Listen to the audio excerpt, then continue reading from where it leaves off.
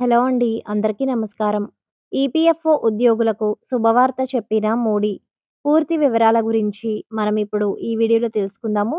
వీడియోని ఎక్కడ కూడా స్కిప్ చేయకుండా చివరి వరకు చూడండి. అలాగే ఈ వీడియో మీకు నచ్చినట్లయితే తప్పకుండా లైక్ చేసి మీ తోటి ఉద్యోగులకు వీడియోని షేర్ చేయండి. కొత్తగా ఎవరైనా మన ఛానల్‌ని చూస్తున్నట్లయితే తప్పకుండా సబ్స్క్రైబ్ చేసుకోండి. ఇక వివరాల్లోకి వెళ్ళినట్లయితే ప్రధానమంత్రి నరేంద్ర మోడీ గారి నాయకత్వంలోని కేంద్ర ప్రభుత్వ ఉద్యోగులకే కాకుండా నిరుద్యోగులకు బంపర్ ఆఫర్ ప్రకటించింది. నిరుద్యోగులు తాము కొత్తగా ఉద్యోగంలో చేరే ముందు వారి బ్యాంక్ ఖాతాల్లోకి 15,000 జమ చేయనున్నారు. ఈ వార్తతో ఉద్యోగాల వేటలో ఉన్న అభ్యర్థులకు భారీ ఊరటను ఇచ్చింది. అయితే ఈ డబ్బులు పొందేందుకు ఉద్యోగార్థులు ఏం చేయాలనే విశేషాలను ఇప్పుడు తెలుసుకుందాం. నిరుద్యోగులు కొత్తగా ఉద్యోగంలో చేరే వారిని ప్రోత్సహించేందుకు గాను ప్రధాని మోదీ ఈ నిర్ణయం తీసుకున్నట్లు తెలుస్తుంది. వికసిత్ భారత్ రోజ్గార్ యోజన పథకం కింద ఈ ప్రోత్సాహకాలను అందజేస్తున్నారు. కేంద్రం అందించే 15,000 నేరుగా కొత్త ఉద్యోగుల బ్యాంక్ ఖాతాలో జమ చేసేందుకు ప్రణాళికలు అందిస్తున్నారు. అలాగే ఉద్యోగం ఇచ్చిన కంపెనీకి కూడా 3,000 జమ చేయనుంది ప్రభుత్వం. గత ఏడాది ఆగస్టు 15 స్వాతంత్ర దినోత్సవం సందర్భంగా మోడీ ఈ ప్రకటన చేశారు.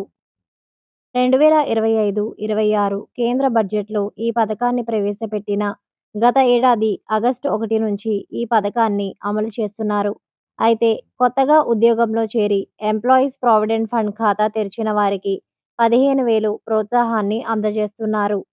జాబిచ్చిన సంస్థకు కూడా ఒక్కో ఉద్యోగికి 3,000 చొప్పున 2 ఏళ్ల పాటు కంపెనీకి అందజేయనున్నారు. అయితే గతంలో ఈ ప్రోత్సాహకాన్ని ఎంప్లాయ్‌మెంట్ లింక్డ్ ఇన్సెంటివ్ స్కీమ్ కింద అందజేశారు.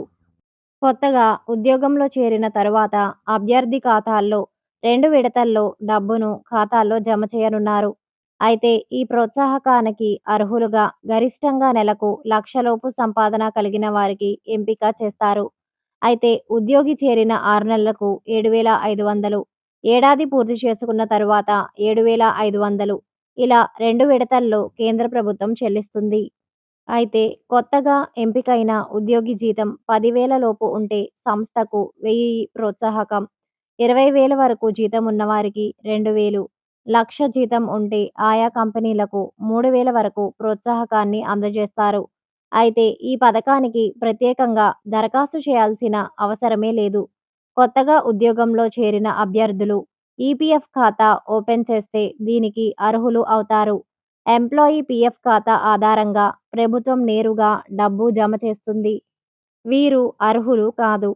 ఈ పథకానికి అర్హులు కావాలంటే ఉద్యోగి జీతం గరిష్టంగా 1,00,000 లేదా అంతకంటే తక్కువగా ఉండాలి.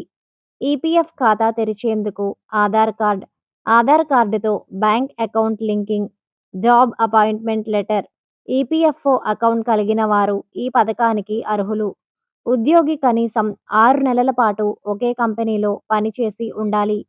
ఈ వీడియో గనుక మీకు యూస్‌ఫుల్‌గా ఉంటే తప్పకుండా లైక్ చేసి మీ తోటి ఉద్యోగులకు వీడియోని షేర్ చేయండి. ఫస్ట్ టైమ్ ఎవరైనా మన ఛానల్‌ని చూస్తున్నట్లయితే తప్పకుండా సబ్స్క్రైబ్ చేసుకోండి. Thanks for watching.